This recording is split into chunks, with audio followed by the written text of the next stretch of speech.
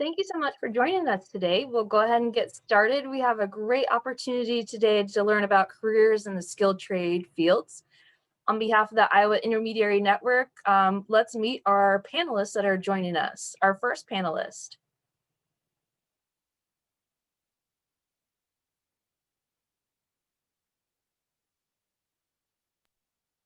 Scott, I think that's you.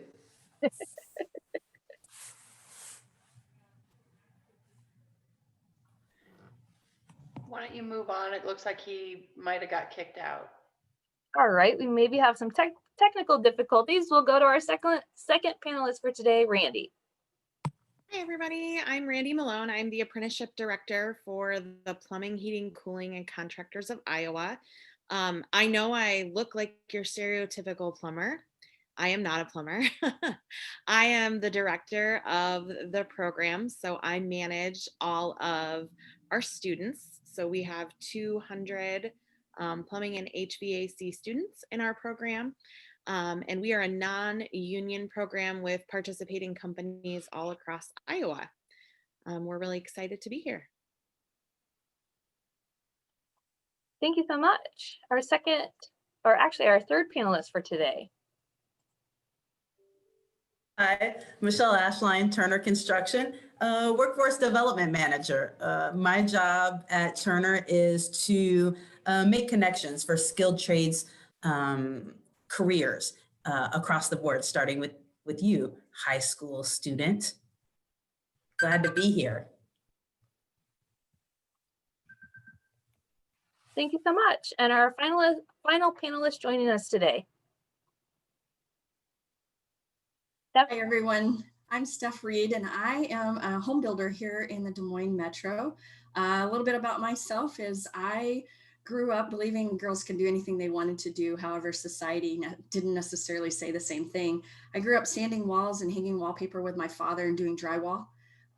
In my teen years, while I also played sports, it was hard to have a job. So that was something that I did. And then later on, I got married, had children, went back to college thinking I wanted to be a nurse, got all the way down to my last class of my RN, and decided it wasn't what I was passionate about, that it wasn't really filling me with what I wanted to do. So I got my real estate license and became a builder rep.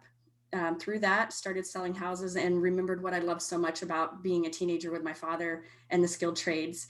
And about 3-4 years ago, I started my own building company. And I hope today what you get from me is that I'm passionate about it. I hope young people know that these options are there. I wish I'd had more support from society when I was growing up. And I'm hoping that you guys find that today so that you can explore all the options that are out there for your career. Thank you for having me. Thank you so much. And I see Scott had some technical difficulties, but he's back with us. So Scott, I'll allow you an opportunity to introduce yourself today. Hi, I'm Scott Farnes, Assistant Business Manager with IBW 347. Been asked to tell you about getting into the electrical trade. Education is key. You need to have a solid education behind you, your math, your sciences, your reading comprehension, and if at all possible, as many shop classes as you can take in order to have the skills necessary to be in one of the skilled trades. It's a 5-year apprenticeship program with 8,000 hours on the job training. You'll be going to school for 5 weeks out of the year. You'll take a week off at a time to go to school. Thank you so much for our panelists for joining us today. And thanks to those that submitted questions in the registration process. We'll try to get to as many of those as we can. If for some reason we run out of time today and getting those answered, we will provide those to you via the email that was used for registration. So look for that information to come. So we'll go ahead and kind of get started with kind of just the first question, if you didn't already answer it in your introduction, but how did you know this career was the right choice for you? And I will ask that to Scott. Well, to be honest, I didn't. I used to be an RV mechanic, and we did a little bit of everything. We did plumbing, we did electrical work, we did mechanic work, carpenter work. I remember when I was about 16, shorting out 110, a big old boom, and I was like, ooh, I don't think I want to work with that stuff very much. And then the more I learned about it, the more desire became to learn, actually learn about it. All I knew about was 110 volts. I never knew what three-phase was or anything. A friend of mine got involved in the electrical union, got an apprenticeship program, and about 2 years later, I was calling him asking how you go about applying for the program. So I did. I took all the steps. I applied. I went and took all the tests. Fortunately for me, I got accepted the first time I applied, and it's been a blessing. I can't think of a better career choice, better career path for me. It's exciting. You learn something every single day. I've been in it for 32 years, and you still learn. It's still changing. It's still at the forefront of technology. Buildings are getting so smart today. Light fixtures talk to thermostats. It's just unbelievable where the electrical trade's gone in my 32 years. And Michelle, what about yourself? Yeah, thanks for letting me go next. I do want to say I felt so much energy from Scott there because I work on project. I've been in construction 20 years, most of it on project, and it is amazing to see the innovation that happens on our sites every day. I too happened into construction. I did computer coding before construction, data security, and part of my workforce story is a little bit of having to work 2 and sometimes 3 jobs really to maintain rent and bills. And construction was the first time that I only had to work 1 job. And some of the story in construction is 1 job is enough. You'll hear us all talking about that. And that's related to the pay that comes with construction. That includes benefits and education. So 20 years later, and I love it, just like Scott, every day. I think it's okay to say every day is awesome. You can't always have an awesome day. I know people say that, but it's great to come to work and be challenged and also be able to prove yourself every day. Randy, how about you? How do you know that this is the right career choice for you? Well, I, like Scott and Michelle, stumbled a little bit into this industry because I, by career, am actually an association management professional. So I manage the Plumbing, Heating, Cooling Contractors Association. But one of the most exciting things for me has been seeing all of my students and the different places that they've come from, along the lines of what Michelle talked about, when 1 job is enough. I've had students that have come into our program that were previously master's degree holder teachers. I have had people that have come into our program. They left a medical program to change careers in the middle. And I've had people that have just graduated from high school and decided that sitting behind a desk is just not something that they wanted to do. And so they found a really big passion in plumbing and HVAC. It was something that they could accomplish. It was something that they could have I think, like Michelle said, it's hard to say every day is awesome because sometimes not every day is awesome and not everything you do is awesome. But I think almost all of my students would agree that every day presents new challenges that are exciting to them. And I think it gives them the opportunity to think creatively and to think outside of the box that maybe they originally had put themselves in before they came into this field. And Steph, how about you? How did you know that this was the correct or the right career choice for yourself? Well, as you heard in my introduction, it took me a while to figure that out. And I think that's the best thing that I can tell everybody that's listening today is it's okay to take a while to figure out. It's okay to go different routes. It's okay to change your mind. And especially those kids coming out of high school, it's okay to not know what you want to do with your life. Because look at me, I'm not going to say how old I am, but getting ready to have a big birthday. And, and I'm just now getting it figured out. But how I know it's right is that it feeds my soul. I mean, that's the best way I know how to say it. Money is great. Hard work is great. All that stuff is great. But when it also feeds your soul, you know you're in the right place. And being able to give back tells me that it's feeding my soul, and I'm excited to be where I'm at. Another question from the group, and maybe I'll start with Michelle. What do you think is the most in-demand career within the skilled trades pathway? And maybe in your opinion, this is kind of a 2-part, what has led to the shortage of in skilled trades? Yeah, I think that you'll get different answers across the board, but I will say in construction, skilled trades, every position is in demand. And I actually think that's great because so many of us are gonna be naturally talented or have a natural ability in whether it's electrician, welder, plumber, whatever that is. So there's no one most needed field of construction area of skilled trade. Whatever you're good at, like we're looking for you, right? It's in demand everywhere across Iowa.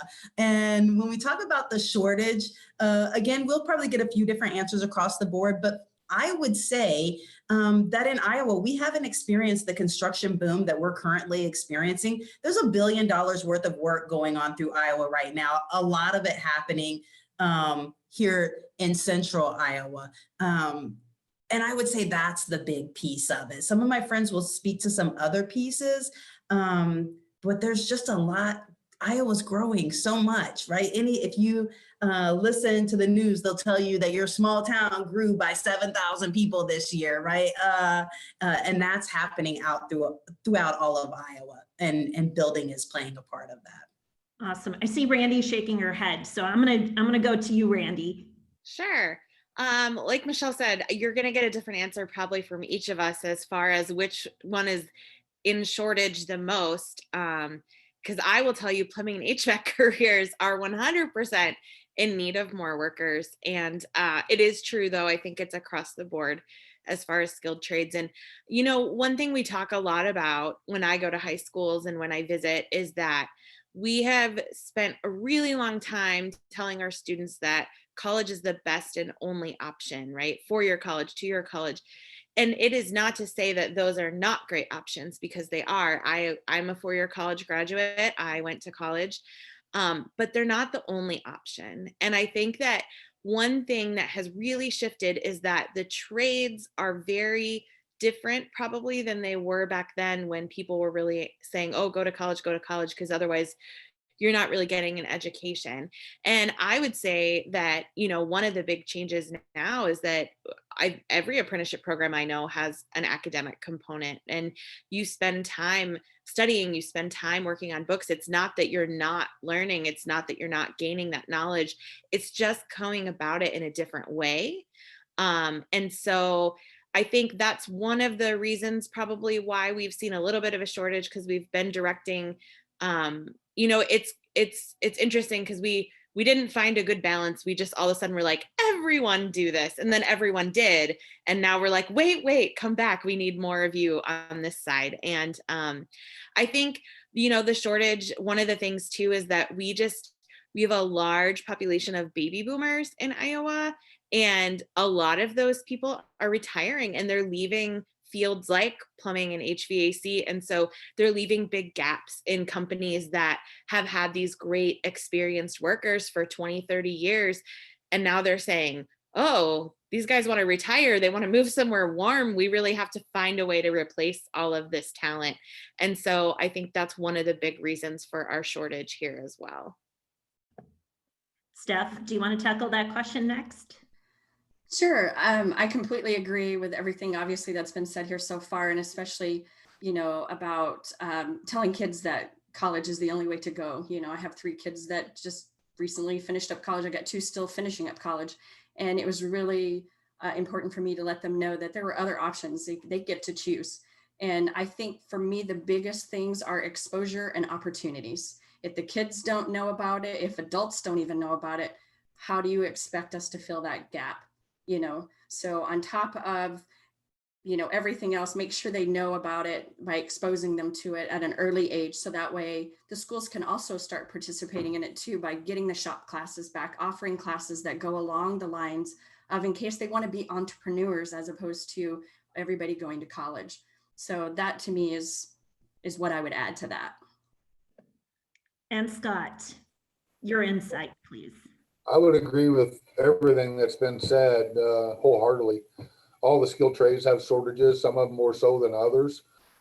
We're short of journey level workers. We don't have any problem getting apprentices to apply. The linemen have a hard time getting apprentices to apply. Great career for the right person.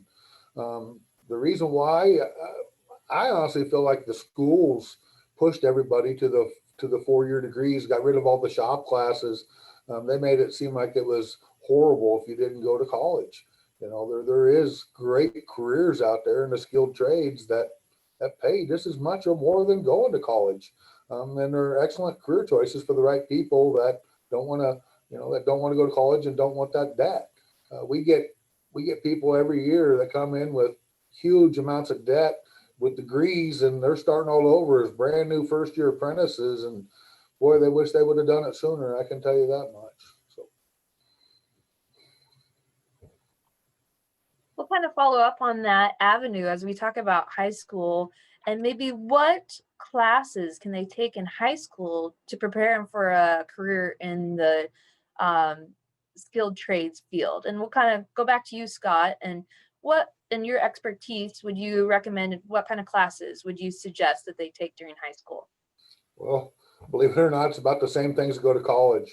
To be an electrician, I can only speak about the electricians. Math is huge in the electrical field to make it through our apprenticeship program.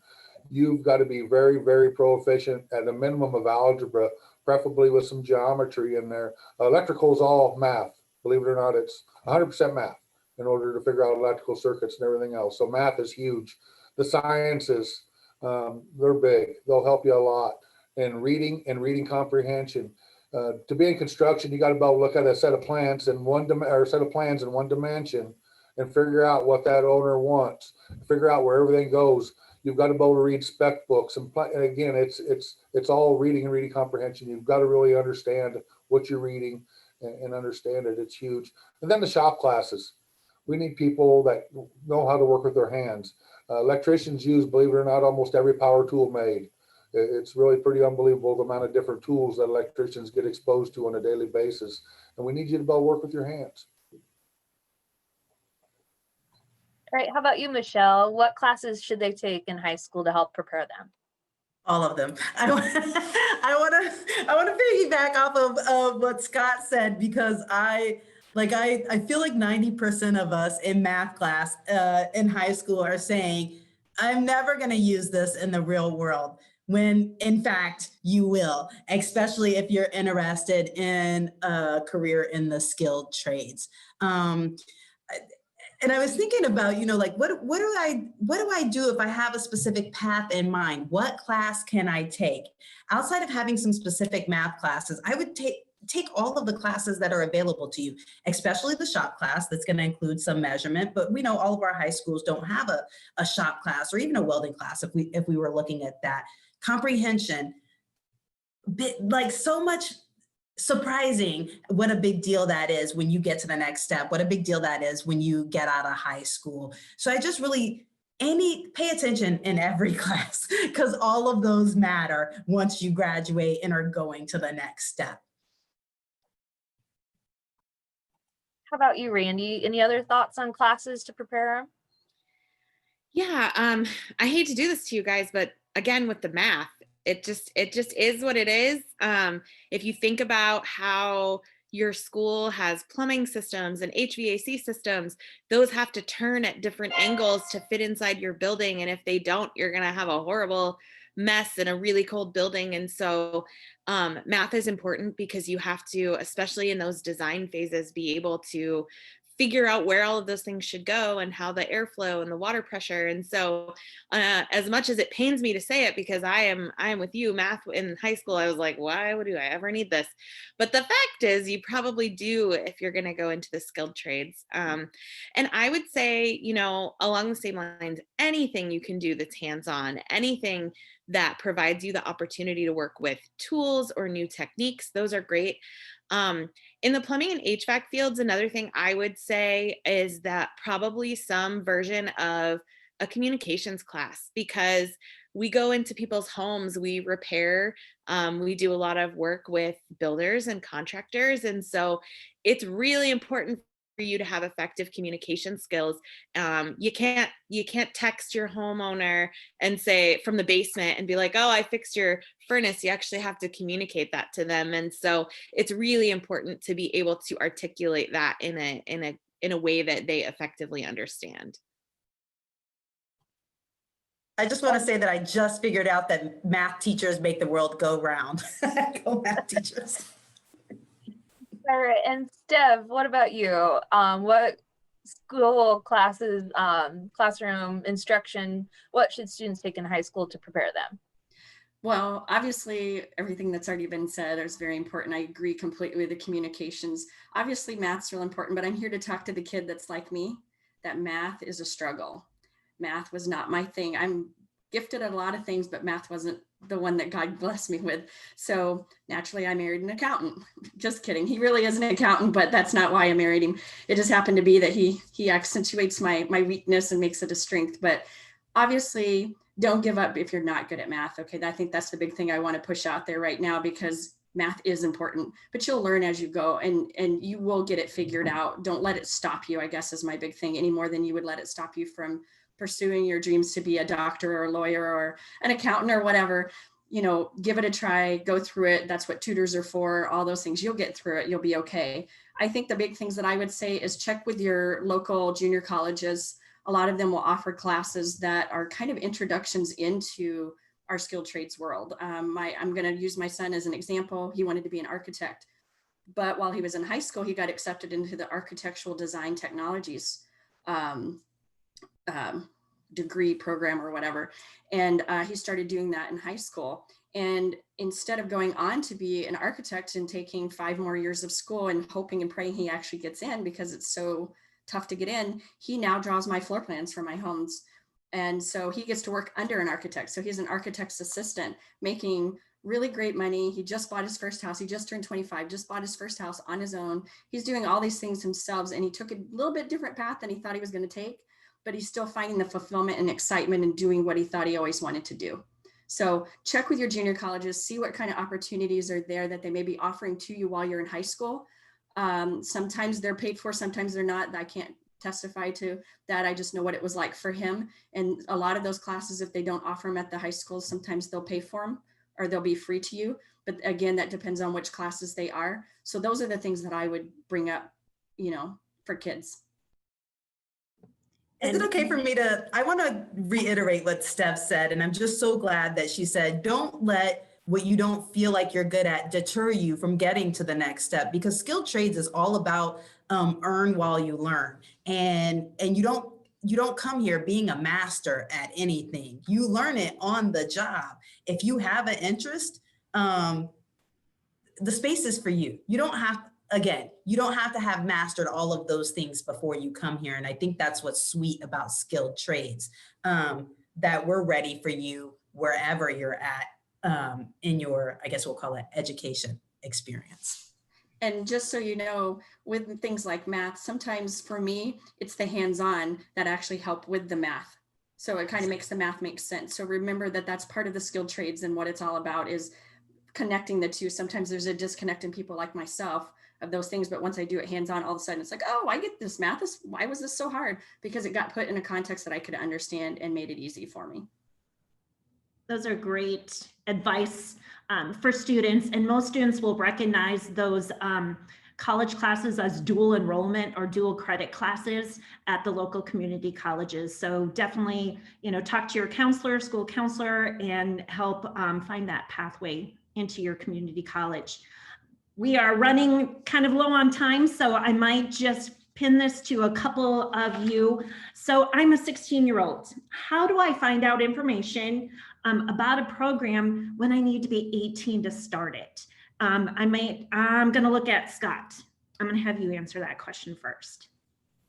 Well, the internet. I mean, it's all there. All the JATCs, all the apprenticeship programs have websites, and it's a great place to start. You know, it's the information highway. It's all there. That's a good place to start. There's a lot of good videos that show you what different skilled trades do. I know we have a lot of videos out there that don't hold anything back. They show you what a day in the life of electrician's like. They show you the good and the bad, both. So it's the information is there. Randy? Yeah, absolutely. I would say look up, use the internet, use your resources, talk to your counselors, find those programs that are local to you, because I will talk to you if you are 10 or I will talk to you if you are 18. I will talk to you whenever, because really that passion, there's no age, right, definition on when that passion has to be. So use the internet and get that in there. Find, local companies a lot of times will have summer kind of positions that you can just be the gopher, the errand person, but that gives you a really good exposure to what they're doing every day. And that can help you really pinpoint where your interest lies. Michelle? Yeah, pick Michelle. I want to. So Steph is a member of the HBA, and our HBA friends are on here today. And for the first time in our area last year, we ran Build My Future. HBA ran the program Build My Future, and they brought all of the skilled trades into one space where you could experience them all in one day. So I think your school counselors have some connects when you're 16 and looking to identify some information, looking to make a connect. We're working hard for you in that space right now to help you find out what the next steps are. But be on the lookout for those field trips that get you there, for those summer programs. ACE Mentor might be available in your area. That's kind of an after school program. And we connect in other after school type program places like Boys and Girls Clubs as well. And if you're not seeing any of these things there, ask somebody. They'll find us for you, right? If you can't find us, ask someone else. They'll help you find us. But look out for Build My Future. We might get a plug for that before this is over today. And I'm going to throw it back to you for probably one final question. Thanks, Carrie.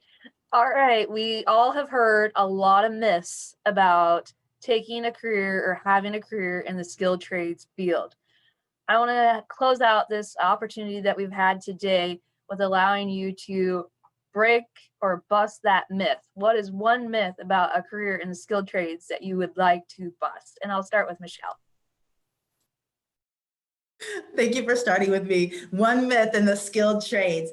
I'm a woman in construction, and I just want to say a woman can be anything in construction. And I think, if there are young women watching this, we know that. Like, we know that we can do anything, but I think no one's saying this space is for you. Like, we need somebody to say, dude, you can be a plumber, right? You're a superintendent, you can engineer, an electrician, a carpenter, whatever you want to be, we have a space for you. And I want to say something else.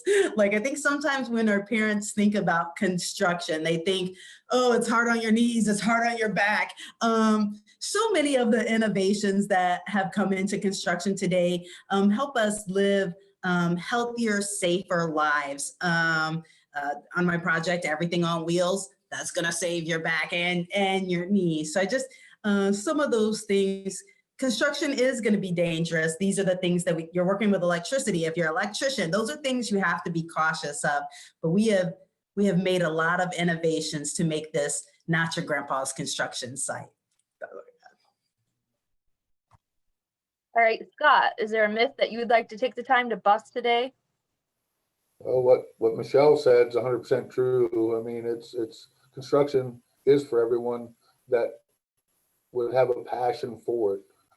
Women, there's more women in construction today than ever before. We're getting more and more to come into our apprenticeship programs. I would openly encourage them to apply.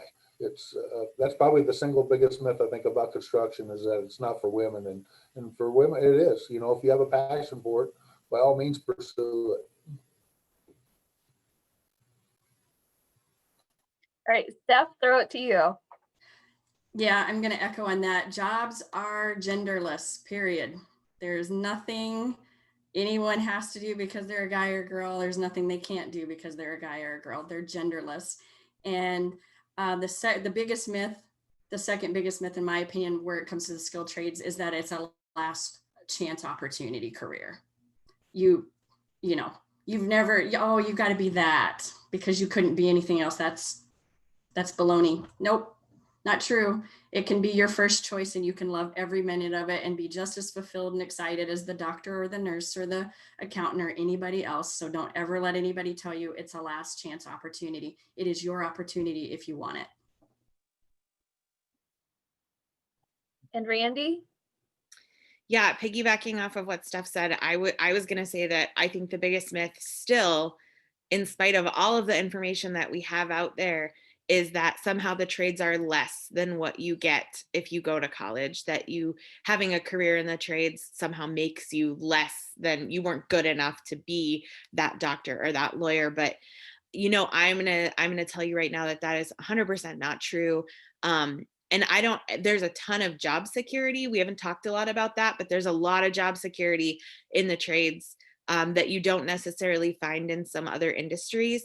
And one thing I will say is that I know that I personally am very committed to indoor plumbing, and I know that all of you are too. And you need plumbers to be able to do that. In the middle of August, when it's 100 degrees outside, I'm very committed to my air conditioner, but I need my HVAC people to be able to make sure that that's working and operational.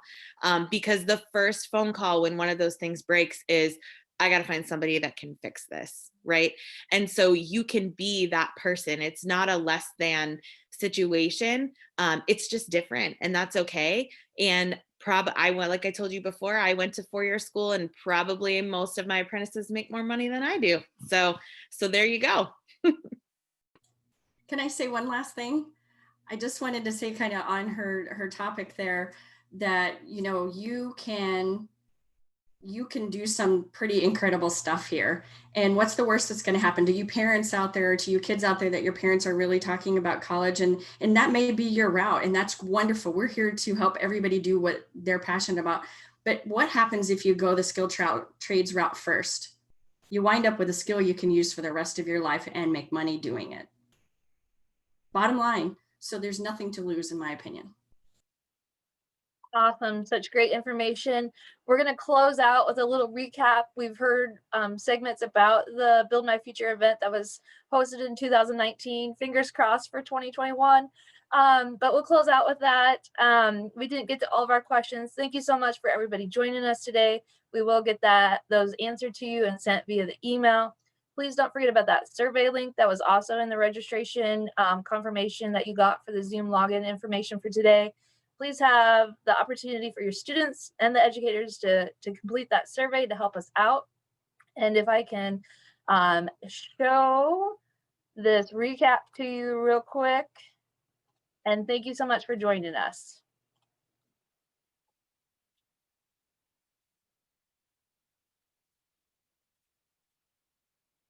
And it's not going to show. So it reverted back. So thank you so much.